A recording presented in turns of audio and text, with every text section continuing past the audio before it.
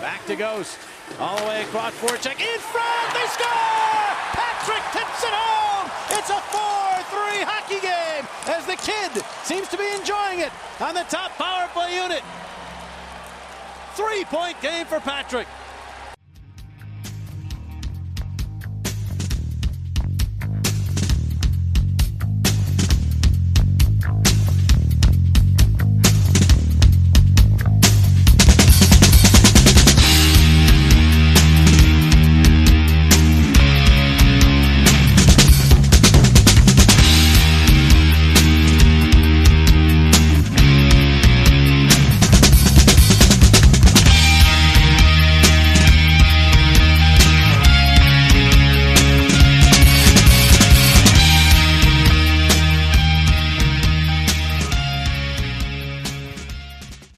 FlyersNittyGritty.com presents the O&B Puckcast, episode number 87.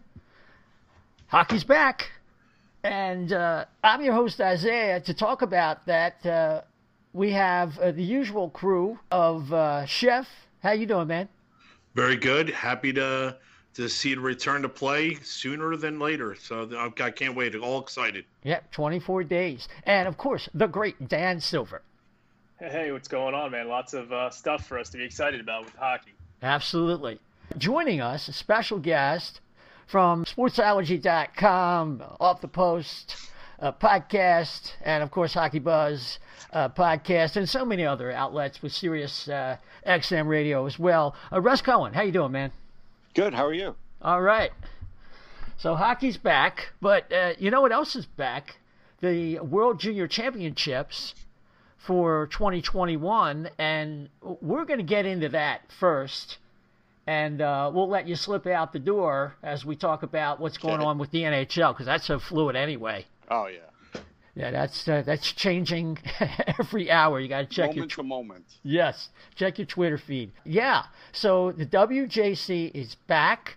There's some players that we want to pay attention to, some teams that we're interested in. Of course, there's the 3 Flyers prospects that are going to be at the tournament, and some below-the-radar players and storylines as well. Dan, I'm going to turn it over to you and Russ and see what we can come up with there. Yeah, so, the World Juniors, like everything these days, is, I don't know, I guess you'd say it's still a little bit up in the air. They were actually supposed to be playing some exhibition games today, I believe. Yeah, it would have been today. Yeah, today, I guess after 8 of the German players tested positive for COVID, and some of the, I think, staff members on Sweden, they ended up canceling those games and pushing back the exhibition games to Tuesday, I believe. And then I think, Russ, is it Thursday that the actual tournament's going to start? No, it'll start the 25th. The 23rd are the games, those exhibition games. Got it. So, I mean, the Flyers, back in the prime Hextall prospect era days, we had the Flyers would, typically have 5, 6, 7 prospects going in the tournament. We've got 3 now, and the focus, I think, is really on where, the Flyers have, as far as I'm concerned, I had their 3rd and 4th ranked prospects in my most recent list, which was Cam York and Bobby Brink. And I think Cam York is the guy that kind of everyone's eyes are going to be on. He was the Flyers' first-round pick in 2019. Good young defenseman. As an 18-year-old, he had a little bit of a nagging ankle injury, and he didn't get as much time during the World Juniors last year as a lot of people thought. But this year, a lot of people expect him to be kind of like the 1A defenseman on that team, maybe Sanderson also getting a lot of time. But Cam York, I think, is going to be the guy that the U.S. is going to look to on the number 1 power play unit to really help propel that team forward from the defensive zone. Russ, are you kind of seeing it the same way? Not necessarily. I think Cam York should be the number 1 guy on the power play, but, based on the fact I've been on some of the calls, what I've been hearing from Sanderson, scoring goals in practice, and Nate Lehman, the coach, is an NCAA guy, so he knows both those guys. I just have this feeling they are going to put Sanderson there to start and have York play a role to start and have him do the second power play and then see how it goes. I could be wrong, and I hope that I'm wrong, but that's the vibe that I'm getting right now. Last year York didn't quite perform to expectations at the World Juniors, or quite frankly during the collegiate season, at least from a points perspective. And a lot of people talked about how he was, dealing with some injuries. And this year he's going to come in guns a-blazing. Is there, from what you say, that Sanderson, who's a year younger than him, may already be surpassing him as the number one power play guy on that team? I mean, is there at some point some concern that maybe he may not be as good a prospect as a lot of us think, or how do you get a read on that? No. I think this is just possibly a personal preference thing. I'd spoken to some other people, and they sort of felt like maybe the same thing was happening, but also felt like, hey, why not York? But I think that there's this thing about Sanderson, the way that he doesn't make any mistakes. And sometimes the college coach and the U.S. coach for this kind of tournament will start with the guy that doesn't make any mistakes and hope that they get points from it. Now, of course, if the power play is not very good like last year, then that could all change. But I think it's just basically, and it's not like York makes a ton of mistakes, but I'd say he's riskier than Sanderson. But he's also much more upside. So I just think it's about that more than anything, to be honest. Okay. And the Flyers only have one forward prospect who's in the World Juniors, and it's sticking with the same team. It's Bobby Brink on Team USA. The Flyers last year traded up in the second round to get him at the beginning of the second round, and he had a really nice freshman season, averaging almost a point a game at the University of Denver. And he's a kid that just exudes offensive potential. What are you hearing about the kind of role that Brink is going to play on the U.S. team? I haven't heard anything, but I've drawn up my own lines based on doing detective work and guessing. And so for that first line, I've got Zegras in the middle, Trevor Zegras. Arthur Kaliev's going to play left wing because they have three really good right wingers. They've got Kaliev, Caulfield, and Brink. And someone has to play left wing. And it looks like it's Kaliev, and it looks like he's going to get first line left wing. So based on that, Cole Caulfield, I think, plays the right side because Cole Caulfield was leading the NCAA in shots when he left. And he was, even better than last year, which we all would expect. And he really looks like the Cole Caulfield we all think he could be. So then I think Brink's on the second line. And who do you think is going to be? Is that a line that would have like Boldy and Turcotte, or what do you think his line mates? I think Boldy and Turcotte actually makes a lot of sense. And Boldy's had a great tournament. Practices and scrimmages.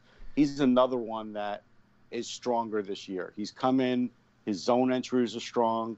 He's stronger on the puck. We know Turcotte's terrific. So Turcotte, there's really no drop off between Zegras and Turcotte. Like that's tremendous.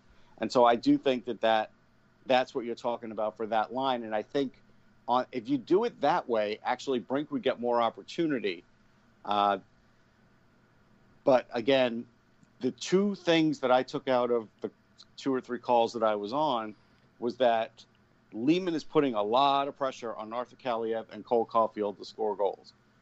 Bobby Brink doesn't have that kind of pressure on him. Those two have, because they're the known goal scorers. Brink does a little bit of everything, and he certainly does score goals. But because the U.S. didn't score enough goals last year, and Kaliev and Caulfield were on the team, and so was Brink, they've got the pressure on squarely on them. One of the things about Brink is that when the Flyers drafted him, he had some gaudy goal totals along with point totals. And a lot of Flyers fans were thinking, hey, we finally looks like maybe we took a shot on a sniper here.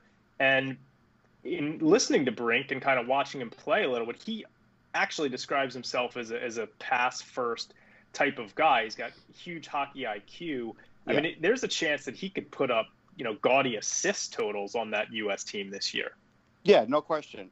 I do think that's right now what it looks like could happen. And right now, at this level, right now for college and for World Juniors, Brink skating is fine. He still has to work on it a little, but it's fine. The only thing you have to worry about with Brink is sometimes he leaves.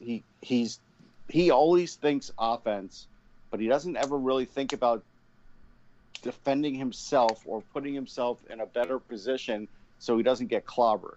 And so that's the only thing you have to worry about with Brink. Is he going to do something like that, because if he were to get knocked out for a little short period of time, that could hurt the team. It's happened to him, in his career. So that's the only thing you have to watch out for Brink. But I mean, he could play with anybody, and he certainly knows these guys, and that's the good thing. The U.S. has a lot of camaraderie, and they also have a lot of guys that have played together, so they know each other. But unfortunately, Canada is just loaded. I mean, you were talking about Quentin Byfield, Connor Zary, and I forget who was on the right side. Oh, it was Philip Tomasino for their fourth line. Fourth line. I think Tomasino's going to play in the NHL this year. We know Byfield is. So that's, it's a little worrisome. Yeah, Canada, I mean, they're always just up and down the lineup with size, speed, strength, skill. Their defensemen this year are just outstanding with, Well, they got some breaks. They got some breaks. They haven't had anybody leave because of COVID. The U.S. lost some good players because of COVID. Beecher, Bordelot, those are really good players. Even Master Simone would have had a shot to make it. So those are players that the U.S. lost. They haven't lost anybody. And so the way that the U.S. is sort of working this, and I had a feeling, and I tweeted this about over a week ago and a little bit before Lehman's call, and they're building from the net out, Spencer Knight out. And so they're going with that 9 defense, and they're going to rotate around their defense. They're going to put them in different roles each game. And luckily they have guys that can do all that. Sanderson, York, those guys are all. Ryan Johnson is very interchangeable. Faber is very interchangeable. Lacombe as well. Lacombe is a guy who really has opened eyes at this camp and never has really been in that elite spot for the U.S. I wrote about that on Sportsology. So he's another guy that's coming into his own. Now, that's a good way to go about it when you look at Canada's 4 lines. And I do think push comes to shove, Nate Lehman's right. If you're going to win against Canada and Russia, you got to slow them down, because Russia's also got a great offense. Here's Russia's top line. It's Rodion Amirov, left side, Marat Kuznutikov. I got it wrong again, but that's all right. Minnesota Wild. I've gotten it. I'm 0 for 3 on that one. But anyhow, he's a really good center who did really well in the Karjala Cup, and he could play top line. When I interviewed Igor Larionov, and people could read that on Sportsology or go to my SoundCloud and listen to that interview, I was really thrilled to be able to talk to him, because it's rare that a Russian coach talks to North America at all before like a big tournament until they get there. But he did, and he basically told me they're going to be very offensive, and he said that Kuznetsov, a little closer, almost there. I have to get it right by Tuesday for when I'm serious. And Vasily Podkolzin on the right side for the Canucks, that's a hell of a top line. Those guys are playing in the KHL, all of them. And that's the one thing that Larionov is holding his hat on, is the fact that they got guys coming in hot from the KHL, especially on defense, because defense is their weakest part. But everybody's been playing in the K. To me, that's an edge. Like Trevor Zegras, as an example, hasn't been playing anywhere. Yeah, to me, when you look at Team Russia, it doesn't matter who's playing forward or who's playing defense, because they have a goalie who, in the KHL right now, as playing as an 18-year-old goalie, has a sub-1 goals against average and a .962 save percentage. I've tweeted, I've never seen anything like it. Yaroslav Askarov, who was taken 11th overall in the recent draft by Nashville, I've never seen an 18-year-old put up numbers like that in the KHL. So I don't think Russia's going to give up a single goal in the entire tournament. No, but they will. And look, last year, he was the young guy, and he ended up getting pulled, and they ended up losing in the final to Canada. This year will probably be a different story. The Leafs backup is the backup, and he'll maybe not even play, because Russia might go Askarov the whole time. And again, he's coming in hot too. So that's worrisome. And so the top line for Canada, again, in this tournament, guys are going to have to play out of position. That's just the way it is. And so you have Dylan Cousins will be the center, top line center. Jack Quinn on the left side, both those guys Sabres prospects, and Kirby Doc on the right side. So Kirby Doc has, transitioned from center to the right for this. He played some right wing in the NHL too last year when he had to. Says he's doing it, prefers to go from center to right wing than someone going right wing to center, and I think he's right. I think even as a young guy, he realizes that's a harder transition. So that's some of the good flexibility that Canada has besides being loaded on defense, but they don't have the best goaltending. So if anything's going to derail them, it would be the goaltending. And the third and final prospect that the Flyers have is a Swedish defenseman who they took in the second round of the draft named Emil Andre. He actually, I think he's been the captain of some of those national teams for Sweden. Mm-hmm. Obviously, as an 18-year-old, there's going to be some older defensemen on the team, like Philip Broberg. But talk a little bit about Emil Andre and the role that he'll probably play for Team Sweden. I mean, to start, he could end up being the odd man out. I mean, even when it was Cale Makar's turn on Team Canada, he was playing very few minutes. Andre could be in that same kind of spot where, because Sweden's loaded and they are going to play guys like Broberg a lot, he could end up having to work his way in there. But he's really good with the puck, good skater, excellent zone entries, not too chancy, excellent shot. So he's a guy that I think you can count on for big stretches in the game and not have too many concerns about him. But again, I think his biggest problem is just trying to break in there. I think their interesting situation is their goalie, Calle Klein, could be one of the best if he gets to go. If he may not because he's younger, but I think he is their best goalie. We'll see if he's the guy that actually gets to go, though. They may go with Hugo Einfeld instead, but I like Klang, and I think he's a Pittsburgh prospect, so everybody is kind of high on him based on the fact that Tristan Jarry's in net now. They're sort of looking past Jarry a little sometimes, and I'm not sure you should do that, but I get it if you're a Penguins fan, because right now that's, it's a fair thing to do. But getting back to Andre, I think it's third pairing or bench to start. And yeah, the goaltending you mentioned for Sweden, I mean, those are both pretty good goalies. I know that Olnefelt has been struggling a little bit this year in the SHL, while Calle Klang has been putting up good numbers in the lower tier Allsvenskan. But those are both good prospects. Which is easier. Yeah, I mean, it's an easier league. What so how do you see? So it's funny. Sweden always seems to play really well in the round robin, and then they usually get steamrolled in the playoffs. They seem unbeatable in the round robin. But so how do you see this year's World Juniors playing out? Well, Canada is definitely the favorite. I think Russia, U.S. are the next two. I think Sweden, took a hit with their coaching and losing a few players early on, a few key players. So I'm a little worried about them being able to finish it out. Look, I love Lucas Raymond. I think Broberg's good. I think he's a bit overrated. I mean, not as a skater, not anything else, but he didn't start his life off as a defenseman, and it kind of worries me at times. He kind of worries me at times, but I love Victor Soderstrom. I think he's going to, be a star in the NHL. I do. And Bjorn Fott is tremendous, totally reliable. So that's another big guy for them.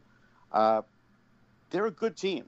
They could give teams trouble, but I don't think they have four lines of offensive talent. I think that's really the biggest problem with them. I think if they had more lines of offense, we'd be talking a different tune about them. But again, like I said, they lost some players, so we'll have to see. Like William Wallander was the guy who I was thinking about. They lost him, and that's a hell of a defenseman. They also have Helge Grans. On forward, though, I love Alexander Holtz. He is a sniper. Him, Raymond, Gunler, those are guys that could really put the puck in the net. Heinemann's real good. Zion Nybeck has an excellent shot, but will he come through in big spots? I don't know. Simone Holmstrom, the Islanders pick, I don't know how good he is. I know he was picked high, but I think he might have been picked too high. Though that's what you're looking at with Sweden. Still really good, but probably looking at bronze or bust. Yeah, I think Canada again looks pretty tough. Like you said, their goaltending might be an issue, and for a reason like that, you could see a team like Russia, if Askarov is just, unbeatable in net, Yeah. they could win the tournament. I think the U.S. obviously they've got Spencer Knight in net, and they've got so much talent up front. If their power play gets going, they could be very dangerous. But again, the U.S. depth isn't quite like Canada's. Then again, no one's is like Canada. No, but it's good. Yep, it's very good. And Sweden, I mean, you're talking about their defense guys. I think they've got very good defense core, good goaltending. So yeah, I mean, it looks like again it's going to be between those four. Czech Republic and Finland definitely a cut below. I mean, there are definitely stars on Finland, like Anton Lundell, star, Brad Lambert, star in the next draft. We're getting a preview on him. Akurati is a guy who I like, but I just don't think they have enough. They're going to have a couple of really good lines, but they don't have 4 good lines. But if they play it tight to the vest, Blomqvist is a hell of a goalie, and so there are Joel Blomqvist. They're set in net. They're really set, and they have Heinola, who I think Billy Heinola, will play in the NHL this year. He could have played last year. Ruben Rafkin, decent player, but Kokonen's good. But again, they don't have an elite defense, and I think that's what's going to end up hurting them. Their puck moving might be okay, but I think their actual defending might not be great. So you mentioned a guy, Brad Lambert, and I don't even know how a Finnish. I'm not used to seeing a Finnish player name. I don't know if that's how it's pronounced or it's Lambert or what it is. But I don't even know. You're talking about a guy. It's not even 2021 draft eligible. He's 2022 draft eligible. Right. There's only this one. Yeah. Yeah. There's only a handful of 2022 draft eligible guys. I think he's the guy that a lot of people's eyes are on. Is he kind of the best 2022 draft eligible in the tournament? Maybe. I need to see him myself. Like, I'm being honest. I don't know. I've heard about him, and we're going to get to see him. And, it's not this upcoming draft. It's the one after. So, we've seen a few guys do that before, and it'll be exciting. If he does really well, that's going to be great. I think one of the great underrated guys, though, in this whole tournament is Matt Berniers with the U.S. plays for Michigan. I think he's going to be in the top 10 for the draft. He has some of the same abilities that Austin Matthews has. You can put him on second or third line for the U.S., and I think he's going to be a stud. So he's another guy that could really put the U.S. over the top, because while they're looking for all those other guys to produce, and he started off, a real freshman, a true freshman in the NHL and the NCAA really well. So he's a guy that if all of a sudden, you got scoring come out of Matt Berniers and Brett Berard, who is a skilled guy, but is a really, really skilled at agitating too. He'll tell you he's like Marchand, and he'll tell you he's like Gallagher. And I think he's got some of those abilities. He does piss off people, but he is a really good skater, and you notice him on every shift like a Gallagher. Marchand's above Gallagher, so clearly he's and both those guys are a little above Berard, but he's like that. It's good that the U.S. has a player like that. And Brendan Brisson's another one who could really surprise some people. I had him highly ranked last year. That's Pat Brisson's kid. And if he plays center, great. He probably will. Maybe he'll be the fourth line center. Like, the U.S. has an embarrassment of riches at center, but that's good. And so, I'm really looking forward to U.S., Russia, those two really battling it out and hoping one of them can play Canada, because I can't see how Canada doesn't get there. So you met two of those teams you mentioned, U.S. and Russia, playing in the opening game, 9:30 p.m. Eastern on Friday. There's 3 games on Friday, December 25th. So Christmas Day is the 3 opening games. Slovakia, so here's Switzerland. here's the big test. we got 3 games of hockey, really good ones, right? And we're so close to getting the NHL back. How many people are going to watch those when the NFL's playing too? The NFL's got a 3:30 game. I just heard today, Minnesota and New Orleans. I'm hoping people go with the hockey. I'm hoping, but well, you never know. I probably won't be watching Slovakia, Switzerland over That's fair. NFL or over anything. But 9:30 Friday night, I'll probably be tuned in for the U.S. Russia game. That should obviously be a really good one. Yeah, that's a big game. Russ, just one from me before we let you go. Thanks for Russ is playing a little hurt tonight, so we know what that's about. Who are some of the other draft eligible players that fans should be pay attention to during this tournament? Well, Matt Berniers is one of them. Ratti was another one. Who else am I not thinking about? Those are 2 key ones right off the bat. Let me look at Canada real quick because there's definitely guys on Canada here. Let's see. And I say that because if this is going to be one of those crazy years with the compact schedules, there's some really good teams that could have a crappy year just by a fluke, and you never know. No, it's true. I mean, look, in this tournament, you truly don't ever know. And that is something that is always legit. I'm looking. Actually, it's funny because all, like, forward-wise, they're all drafted guys because, without the NHL starting, everybody jumped on there. Korczak for Vegas. No, he's Vegas, so sorry. Yeah, I mean, they are all spoken for. The only one is Taylor Gauthier, goalie, and we're probably going to see him for he. I don't know if he'll be the starter. He could be the starter. I like Garand a little bit. He's a Ranger pick, but if Gauthier is the starter, that's your big guy, believe it or not, on Canada, who's draft eligible as well. There's fewer draft eligible guys this year simply because of the so many of the taking guys not in camp for the NHL. But I think Berniers is possibly the best one. Gotcha. So, well, Russ, where can people find you besides at Sportsology? You have a lot going on. Anything coming up this week on SiriusXM or elsewhere? Yeah, I'll be on SiriusXM tomorrow. My guess is around 12:30. I haven't really heard yet with Mick Kern. We'll talk a little World Juniors, I'm sure. We probably might talk a little Henrik Lundqvist. I'm selling books still through the holidays. You can go to Amazon.com or just DM me at Sportsology if you're interested in the signed copy. I've got a Flyers book. I've got Ranger books. I've got a few different baseball books with Phillies and Mets and all kinds of guys in there. So, and one even called Pioneers Baseball that goes back to the 1890s. So have that going. Beyond that, writing for Full Press Hockey as well, covering a lot of the World Juniors there, and still working with elite prospects too. Terrific. Russ, thanks for joining us tonight. Hey, thanks, guys. I appreciate it. Happy holidays, and have a good Christmas and everything else. All right, you too. Thanks again. Okay. Okay, so, gentlemen, we had a technical issue there, and Chef, you've worked that out. Yes, I have. Fantastic.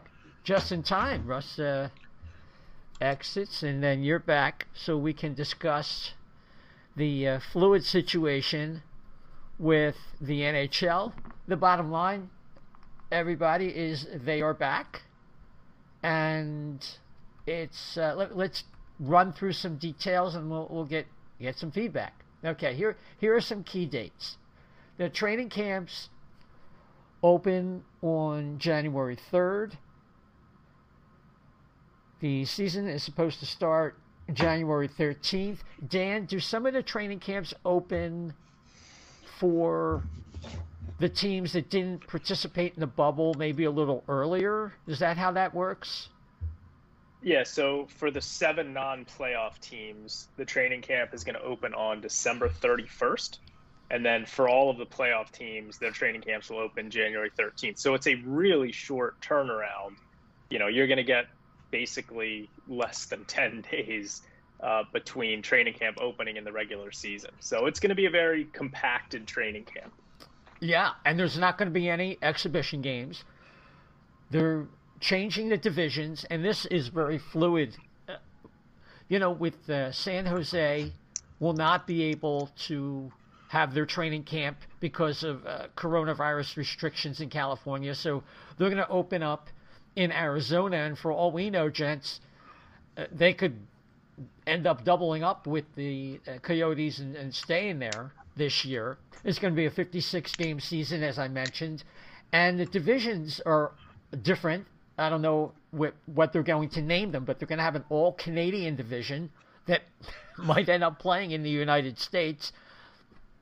Again, that's still up in the air. There's a hang-up with British Columbia, and it might make more sense for them to go to U.S. arenas. Again, fluid situation, and we'll have to see how that works out. But let's talk about the Flyers division. They're going to be in with Boston, Buffalo, New Jersey, the Islanders, the Rangers, the Penguins, and the Capitals. Then a very strange mixture with Carolina in a separate division with Columbus, Dallas, Detroit, Chicago, Florida, Nashville, and Tampa Bay. And out west, they're going to have Anaheim, Arizona, Colorado, LA, Minnesota, San Jose, who may be in Arizona, as I mentioned earlier, St. Louis, and Vegas Golden Knights. Minnesota looks like they're getting the short end of the stick on that one. And of course, in Canada, just all Canadian, that sounds great, but try going from Montreal to Edmonton. And they're going to play each other, 8 times a year. So that's really going to be different. And they're going to start out the season without fans. And maybe as these vaccines come in, if people don't faint when they get them or have reactions, fans will eventually gradually be worked in. And Chef, let me get your reaction to what has gone down now that the NHL and the PA have officially agreed to come back and play hockey for 2021. I applaud them. I think it's a great move. I think, God, we needed a win this year. I mean, just to get back to normalcy, and I think this is the step in the right direction. I think it's kind of like great that you have 2 vaccines now, plus another one possibly on the way. Yeah.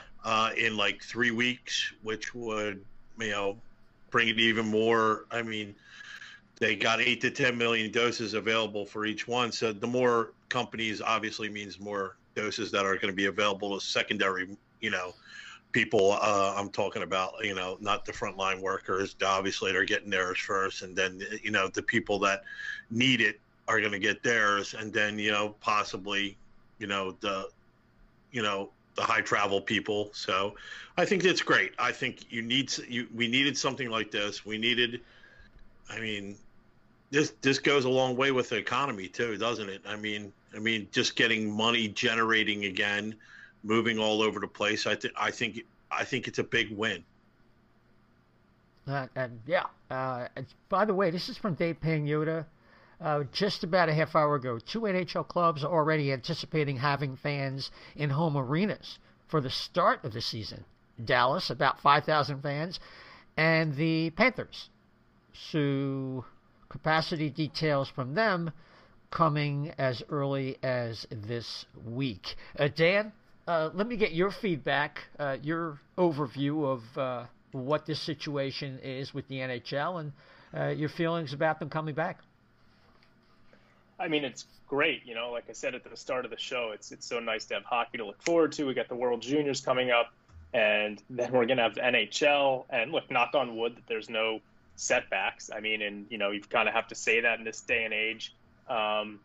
It's first off, let me just talk about the divisions. It's going to be murderer's row in that Flyers division. I mean, you've got, when you talk about the Bruins, the Islanders, the Flyers, the Penguins, and the Caps, that's 5 of the best teams in the league, and only 4 of them are going to make the playoffs, because only 4 teams make the playoffs in each division, and that's not even including the Rangers, who are probably going to take a big step forward. So it's going to be a real dogfight to see who gets those 4 playoff spots. I mean, just, again, you were thinking about it, Bruins, Flyers, Islanders, Penguins, and Caps. Which one of those teams isn't going to make the playoffs? I don't know.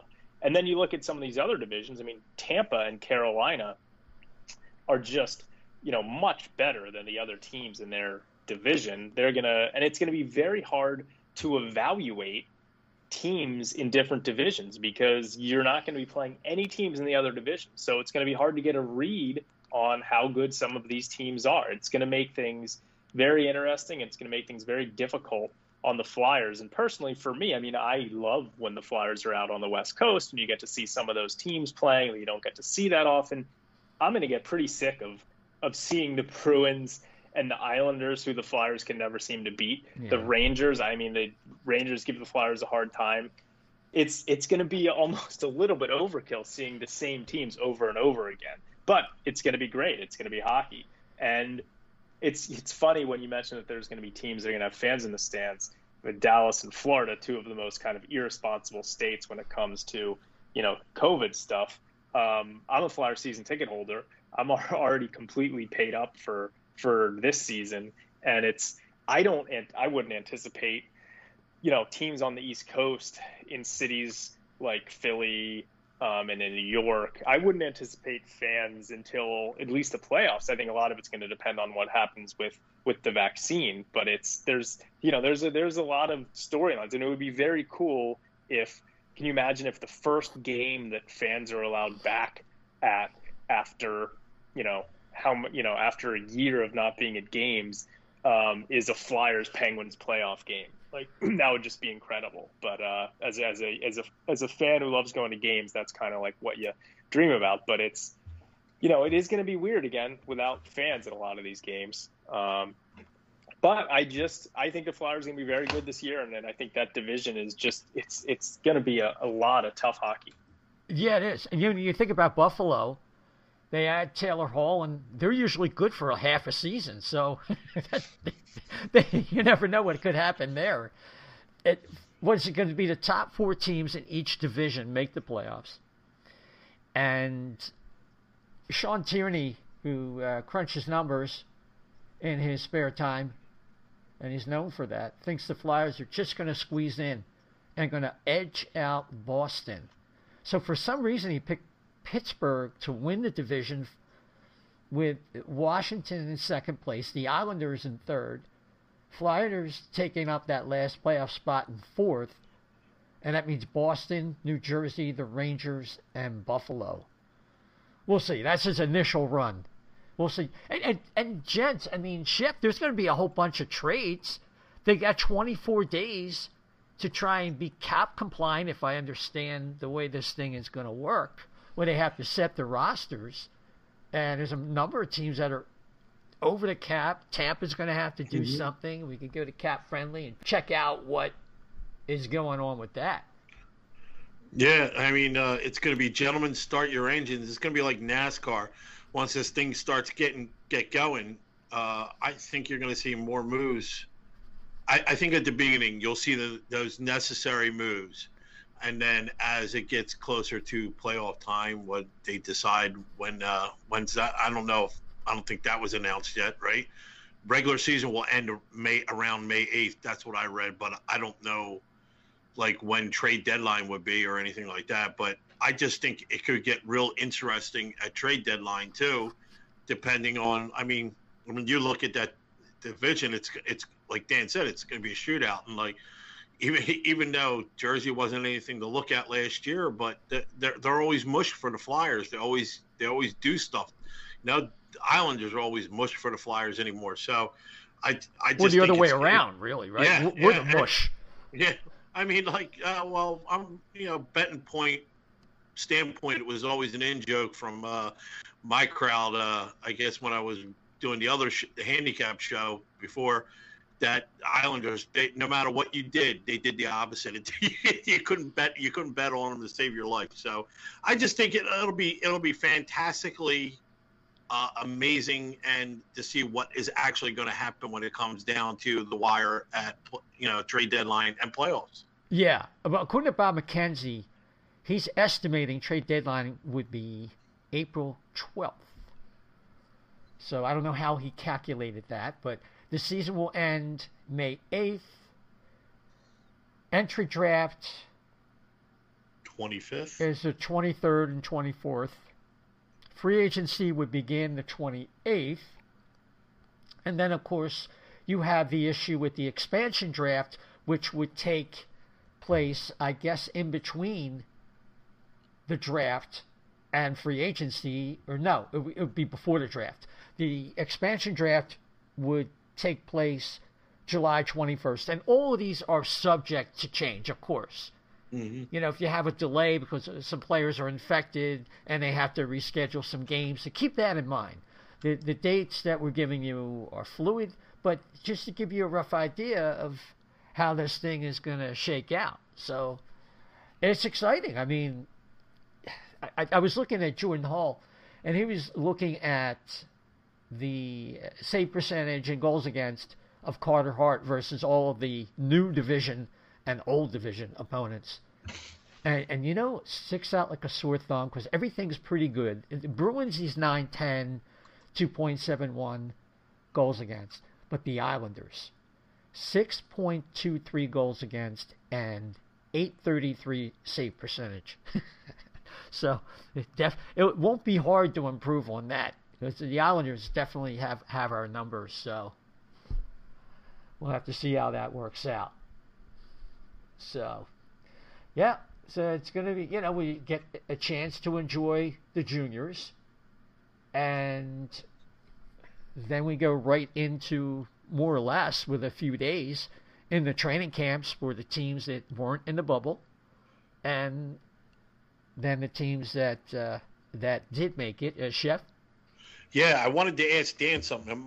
I lost my internet connection when we were talking previously, so I couldn't really communicate. But I wanted to ask him, what would you consider now? I mean, especially during the Cam York stuff you were talking about, what would you expect to be a successful camp for him? A successful juniors for him, given everything that's going on.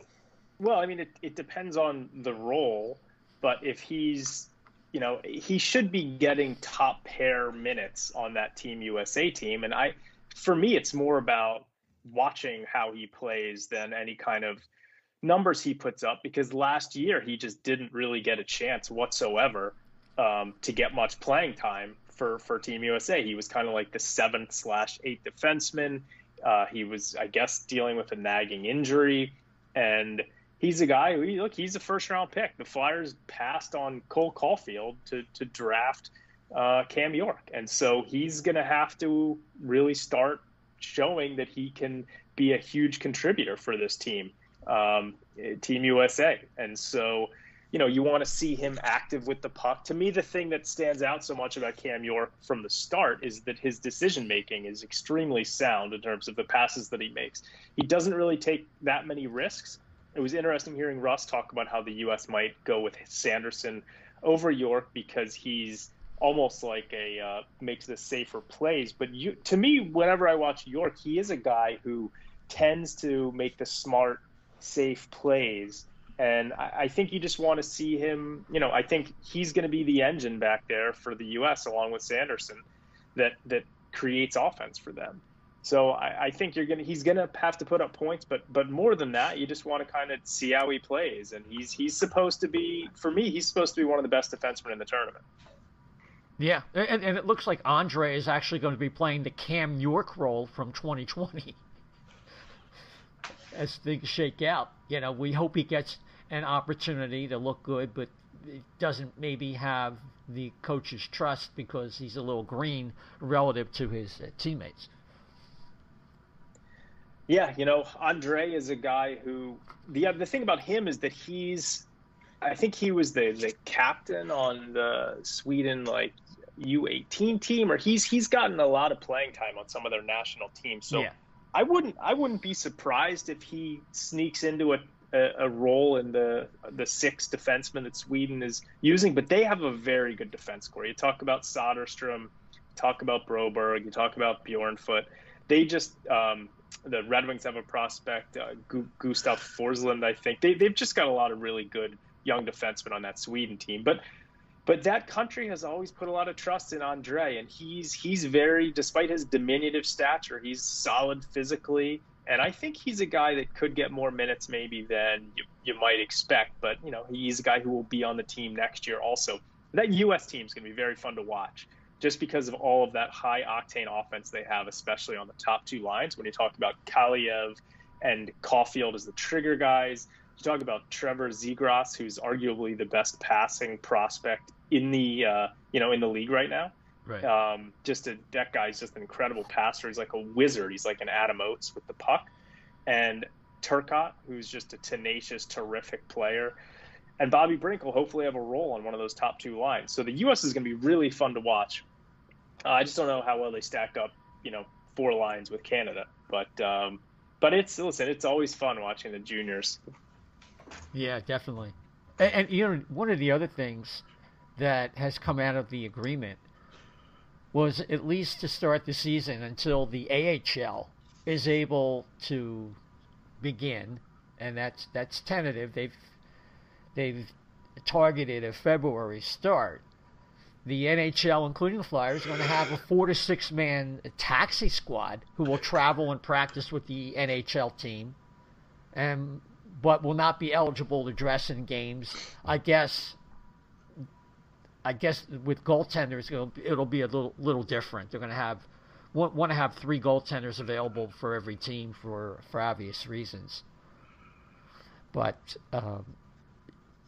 yeah, I don't know if we talked about, since the last show, I don't know if we talked about Phil Myers signing that extension. That's a great piece of news for the Flyers. I thought that Myers signing a 3-year deal for only $2.5 million. I thought that was a major win for the Flyers, because you get him locked up for 3 more seasons, and I think he could arguably be the top pairing defenseman with Ivan Provorov. I think that that could be a bargain for those 3 years. I was kind of hoping that they might be able to lock him up for a long-term deal, but this is almost as good, because I think this year and next year are really the Flyers' current window to win the Cup, at a time when you've got the veterans who's still having some juice, like Giroux and Voracek and Couturier and JVR. Because I think while the team has a ton of good young talent, I also think that they might not have enough talent that when Giroux, Couturier, Voracek, when those guys are no longer as really contributing, I think you're going to have to wait for maybe another wave of prospects. So I think that this year and next year are the times for the Flyers to really make that Cup run, and to get Myers at $2.5 million is a big deal for that. Yeah, I think that was an excellent deal. I think I can understand from the player and the agent standpoint that they think that he's in a prove-it situation, and he could really, stand to gain by signing the contract that he did and really cash in, because to me, he has kind of like a Brett Burns kind of upside. I don't know if he'll be quite that high a ceiling, but he reminds me of that kind of player. It just depends whether he can hit that level. Chef? Now, is anybody? I'm a little concerned about the taxi squad situation, because I really don't. The players that are on the edge that we all thought, like Wade Allison or Lisinski. I always have a hard time saying Lashinsky. I've heard 4 different pronunciations. Yeah. Dan, if you want to contribute your pronunciation, make it 5. We're fine with that. Yeah. So I much rather have them seeing skating time than just floating around. I realize I don't know how long that situation is going to be until the AHL starts. Yeah. Or if it doesn't start, but I would much rather see any guys like that really getting some skating time and seeing some action, if at all possible. That's the only reservation I have about it. Well, the thing is, one of those guys might make the team. That's possible, very possible, that Lashinsky or Allison could bag a spot. And it's not the worst thing in the world if they're not playing hockey to be practicing and getting used to the way the Flyers like to do things as compared to what they did in college. And then, look, if the AHL begins, it's just a grooming period for them. I don't think it will be too bad. It's only like a 2 or 3 week period, and then they're going to have to adjust as things stand, at that particular moment. Yeah, I guess so. Yeah, there are also some... I'm dropping these little nuggets here. Hopefully they're considered nuggets. Players have the option to opt out if someone in their family or they themselves have risk factors for coronavirus that create a health concern, and that's certainly understandable. We saw some of that last year as well. So that will, again, be in effect. From what I read, too. Yeah, we'll find out some of the names of the players that have someone in that situation or themselves can't commit. We had some players play in the bubble last year that have diabetes, like Capo Caco, and he was fine. They went ahead. I'm sure they did their due diligence medically and got clearance. Dan, any further comments? It's just, I'd be so glad when we're able to return to some normalcy and get fans back in the arenas. But I think the Flyers are going to be fantastic this year. I think that they're going to have maybe the deepest group of forwards on any Flyers team that I've ever seen. When you talk about, let's just say you throw out lines like Giroux, Couturier, Farabee, Lindblom, Hayes, Konechny, JVR, and then I'm going to go ahead and say that either Patrick or Frost will be good enough in camp to grab that third-line center role. I mean, they're two highly touted guys. Patrick just got the injuries dealing with, and we'll see if he comes back healthy. Frost is a high-end prospect. I think one of those guys, the percentage chances are that one of those guys will be good enough to grab that role. So you look at a JVR and then Frost or Patrick and then Voracek on the wing, and then you look at a fourth line that could have Raffle, Lawton, and Nicholas Aube-Kubel, and that's the best Flyers fourth line I've ever seen. So I think this forward group is just top to bottom is going to be fantastic. Carter Hart, you've got to hope and assume that he's going to be as good as he was last year, maybe even better. What he's done at such a young age is incredible, and I think given his drive and passion, I think he will just continue to get better. And so the questions come down to, I guess, how you're going to replace Niskanen. Is Myers going to step up? What are you going to do with Shane Gostisbehere? There's obviously some questions on defense, but this team just has so much strength up front, and with Carter Hart, and you still have, Ivan Provorov, that I think this is going to be a very fun team to watch. I agree to an extent. We did a special earlier this week, myself and Anthony DeMarco from the fourth period. And one of the problems that I see is that the Flyers are kind of in that timeline situation where if a guy like Patrick doesn't become that solid second line center level player, then you have players like Giroux, who might be more of a mid-six player at this stage of the game. You have a little bit of a lead weight player with JVR, who, he scores, but it hasn't been translating on the power play. They have a problem on their power play. They just don't have players whose skill is still translating in that regard. It's an okay power play. They had their ups and downs. And I think they really could use the infusion of a dynamic presence. Is that Morgan Frost this year, not having played after 10 months? Could be. And he certainly should be stronger. He should be a better player, but it's going to take a while to get the cobwebs off of his game, not having played so long, or you would think. And of course, I'm very concerned about what Niskanen was able to do. Because, when he was acquired, I thought, well, I don't know if he can play at a first-line level, and I was wrong. I was right about Justin Braun, but okay, I was wrong about Niskanen. Had such a calming effect on Provorov. So that's a big question too. Charlie O'Connor wrote about, what is the likely outcome of not having Niskanen on Provorov. And I take Charlie's position was more than likely he'll still be a good player. Maybe he's not going to ascend to the level of an all-star, perennial all-star player, but a good, solid first pairing player. But the dynamic with the defense going forward without Niskanen is going to be interesting. And of course, like you mentioned, Ghost and Gustafsson, it seems redundant there. So they got to work out some of those issues. But if Nolan Patrick all of a sudden comes back, he's healthy, and I don't know what the percentage is. You're the betting guy, Dan. I don't know, but if he is the player or close to the player we thought he would be when he was drafted, that to me that's the biggest game changer.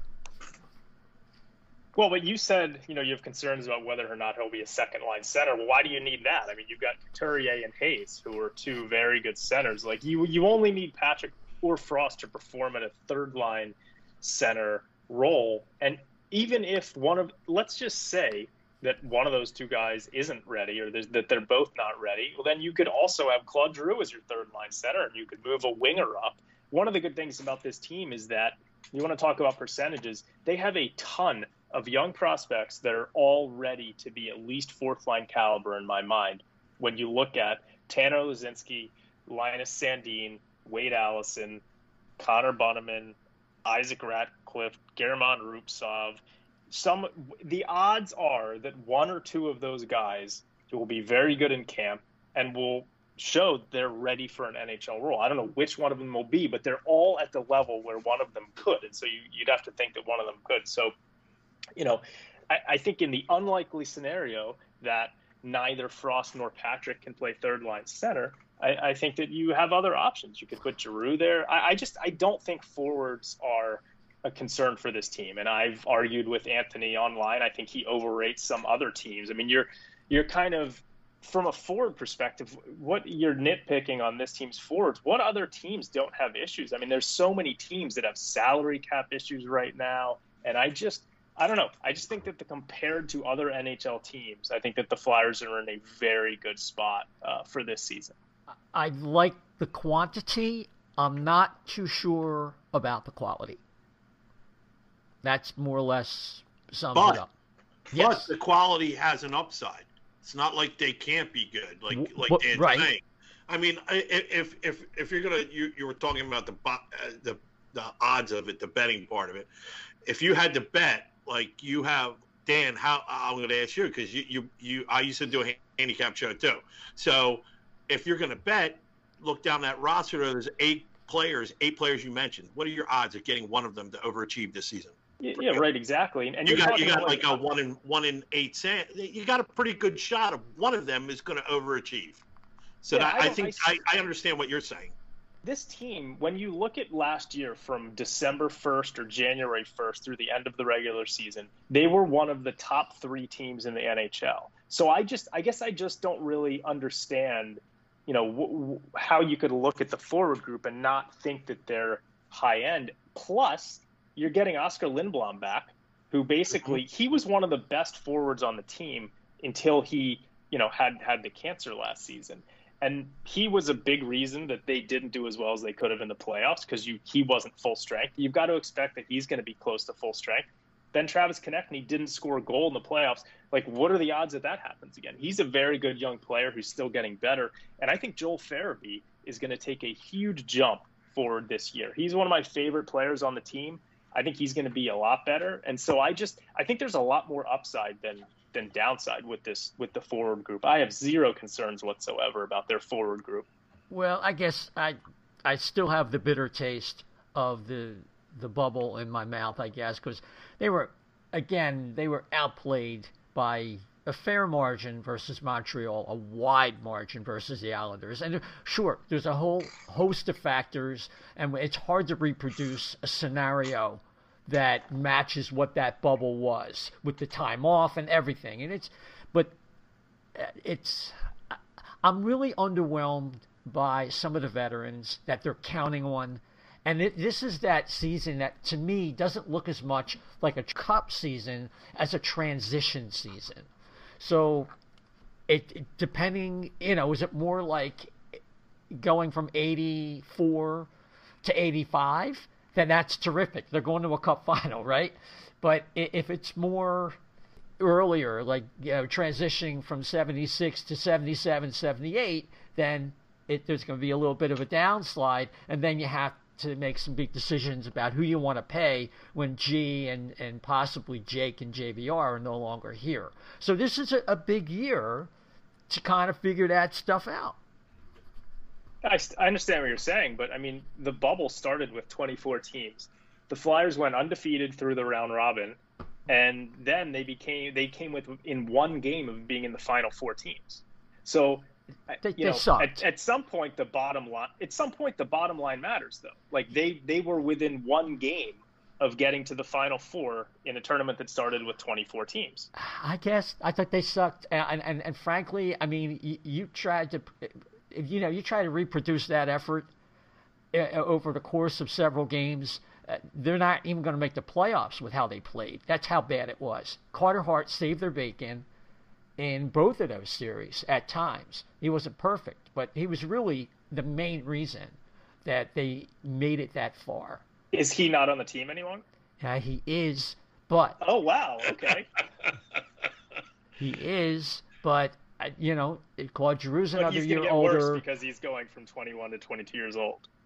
No, I think he's going to get better. But the only thing is, not only, some guys are going to get better, and some guys are going to slip back. Again, hence my discussion point about whether their Flyers are going from into a transition period where the arrow is moving up, or is the arrow moving down? And I think that's what this year is mainly about. Because the premise of the show was, if there wasn't a cap crunch and a pandemic, okay, I think Chuck Fletcher would have made substantial changes to this roster if he had the cap flexibility to do so. So I can agree with that. I agree with that.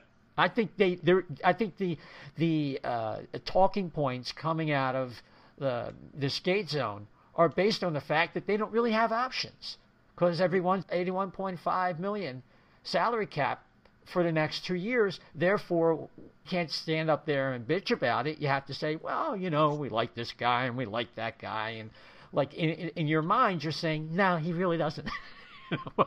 I mean, what can you do? Everybody's in the same boat. So yeah, I totally get what you're saying. He's doing. I guess it's you're doing the best with what you got right now. So I mean, like you said, there are teams that are over the cap that are going to have to get cap compliant and all that. And I understand what Dan says too. I mean, I guess I'm kind of in between both of what you're saying, because yes, they are in very good shape considering other teams that have to move people around and move money around. But I mean, I think stability is going to go a long way this year. I really do. I think that just because they played together, the team didn't change that much, if at all. And I just think it'll be easier for the team to gel this year than it did maybe last year, especially now you're going to have, hopefully we don't have an interrupted season. If they can just pick it up and go right through instead of having a huge break like they did last year, I think it could be a surprise. I think they could be a surprise this year. No, I definitely can see this going either way. That's why I think we're at peak O&B with Dan on board, because the tension, which is friendly, of course, between our divergent opinions is going to play out. Mm-hmm. And he'll be able to say to me if the Flyers are really kicking butt. And he say, I told you, you got to listen to me, Isaiah. Which is cool. I love it. So. You not only if it happens, you not only have to listen, but you've got to learn from it too. That's right. And when the floor drops out, then he can say, "Back at you, Dan." That's exactly. If the floor drops out, that's I can take it, and yeah. That's it. Look, the egos are big, and we'll admit it. But we can take our medicine like gentlemen. So One last item before we close for the night. Just a couple words about Henrik Lundqvist, who has a heart condition kind of out of the blue. I don't know if it's a rhythm disturbance. Usually that's the kind of problem it is, but I don't have the medical records. So he has opted out, and now the Washington Capitals have taken a hit.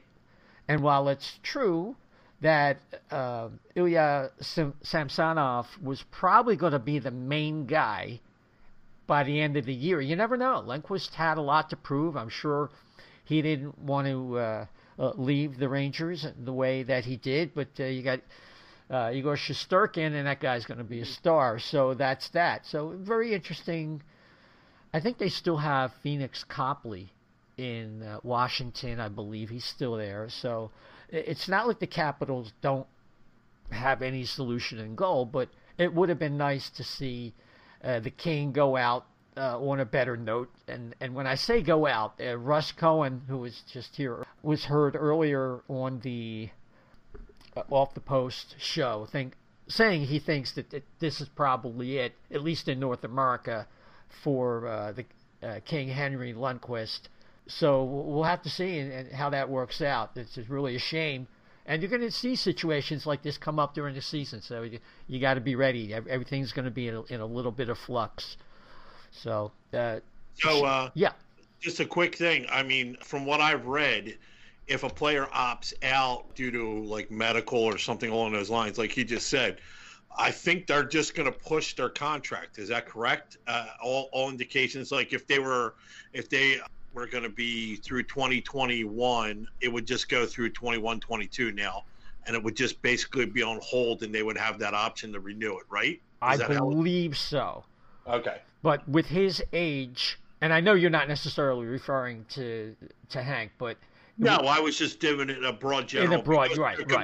There could be like you said, Capo, he could opt out from the diabetes. I mean, I have the diabetes too, so type 2, so I know exactly how worrisome you can be about it. But yes, I was just saying it in generally speaking, right, that their totally contract, I think, would just push. Yeah, that totally makes sense. Yeah, that's one of the other provisions that the league has made, and there may be more that are announced. But the league has officially announced that they are coming back, and that's great to hear. So why don't we get some last words? Let's start with you, Dan, about tonight and going forward. Yeah, I mean, I just want to wish everyone a happy Hanukkah if you already had that, and happy Christmas coming up, Merry Christmas, and Happy New Year. And it's a little bit different this year, obviously, because of won't get to see the family. I won't get to go up to Philly to see my parents. But get to spend it with the wife and the cat, and I just hope everyone has a really nice holiday, and I think we're gonna have some really fun Flyers hockey to look forward to. Terrific, and don't forget the wine and the cheese too. I was gonna bring that up if you had it. Enjoying those videos, thank you. So, yeah, if you take a look at my Twitter account, dsilver88. You can see some hockey talk, and also my partner and I were doing some wine and cheese reviews. We got the Advent calendars, and we're doing reviews every night. So check that out. Yeah, that's fun. Yeah, you guys are having a blast with that, Chef. Yeah, I want to get it started already. And maybe it's me. I'm happy now. I mean, I want to wish everybody happy Hanukkah, Merry Christmas, but I think my Christmas is going to come on the 13th when we get play started. I mean, I think the good thing is whenever you go through something major like this, and I'm not talking just me, I'm talking everybody, it's good to have an eye on the prize at the end, a goal, something, a win. And I think the win is getting hockey back. I think you keep your head up and you go, 23 more sleeps until we get hockey, and I think that's great. And I'm really happy about it. Terrific. And people can catch you on Twitter at Chef to the Left B? Yes, they can. Terrific. So I'm really happy the season's back, and I would like to tell everybody I hope you have a great Christmas. It is different this year, as everybody has said, and I hope you've enjoyed Hanukkah for our Jewish followers and listeners. And it's going to be a great new year, at least in the sense that the season will be beginning. January 3rd, we're going to see players, I guess they'll be at the skate zone. That's where the Flyers are going to do their thing, and unless we get information to the contrary. And yeah, we'll be back with you to talk more about that at sometime in the next, I guess, 10 days or so, to update you about everything. So if you would like to yell at Isaiah, ISAIAH _520 on Twitter, at Isaiah, don't forget the _ 520. You can do that. And of course, you can follow the O&B Puckcast at O&B Puck, at O&B Puck, as part of FlyersNittyGritty.com. We have a new sponsor at Jim's South Street Steaks and Hoagies. It's got to be on your bucket list for steaks. And if you can't make it, if you're nearby, they use DoorDash, so that's terrific. Jim's 400 South Street. And with that, folks, until we join you next time, good night and good hockey coming up real soon. Take care.